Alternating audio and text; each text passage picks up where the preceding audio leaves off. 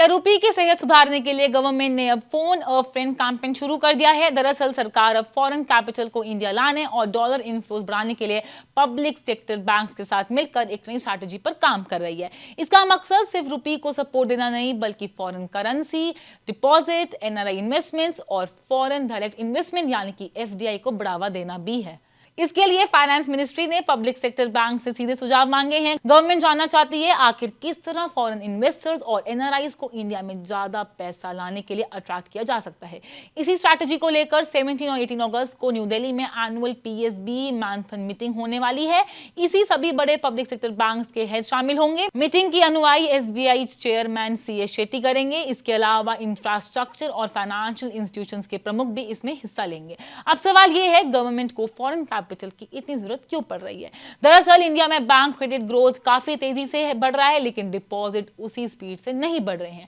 RBI की जुलाई data के मुताबिक बैंक डिपॉजिट करीब 12.7% बढ़े हैं, जबकि क्रेडिट ग्रोथ में 7.7% रही है। यानी बैंक्स के पास लेंडिंग के लिए जिस पेस से पैसा चाहिए, डिपॉजिट उस पेस से नहीं आ रहे हैं। ऐसे में फॉरेन कैपिटल एक इंपॉर्टेंट सोर्स बन सकता है। इसके अलावा इंडिया को करंट अकाउंट डेफिसिट यानी कि सीएडी का भी सामना करना पड़ रहा है। हाई एनर्जी इंपोर्ट बिल इसकी एक बड़ी वजह है। ऐसे में अगर देश में ज्यादा फॉरेन करेंसी आती है तो फॉरेन एक्सचेंज रिजर्व्स को मजबूत करने और रुपये पर प्रेशर कम करने में मदद मिल सकती है। हालांकि गवर्नमेंट की स्ट्रैटेजी का एक बड़ा हिस्सा पहले ही शुरू हो चुका है।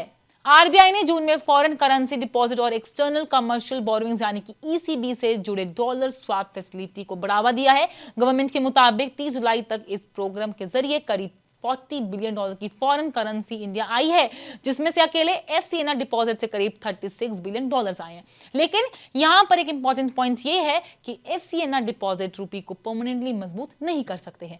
ये शॉर्ट टू मीडियम टर्म में डॉलर इनफ्लोज बढ़ाकर रुपये पर प्रेशर को कम कर सकते हैं, लेकिन डिपॉजिट की मैच्योरिटी पर इंडिया को वापस डॉलर में पेमेंट करना होगा।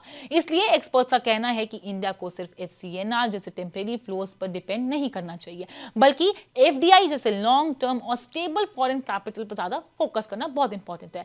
क्योंकि एफडीआई सिर्फ डॉलर लेकर नहीं आता, बल्कि मैन्युफैक्चरिंग कैपेसिटी बिल्डिंग और जॉब्स भी क्रिएट करता है। आरबीआई गवर्नर संजय मल्होत्रा का कहना है कि एफडीआई को ज्यादा सस्टेनेबल और लॉन्ग टर्म ऑप्शन बताया गया है।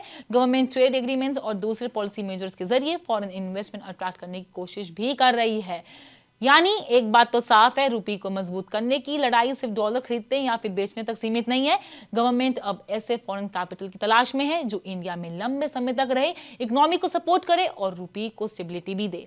आपकी क्या राय है, हमें अपनी राय कमेंट्स बॉक्स में जरूर बताएं और ऐसी हर रुपये से बड़ी अपडेट के लिए हमारे चैनल यानी कि पैस लाइव को सब्सक्राइब जरूर करें।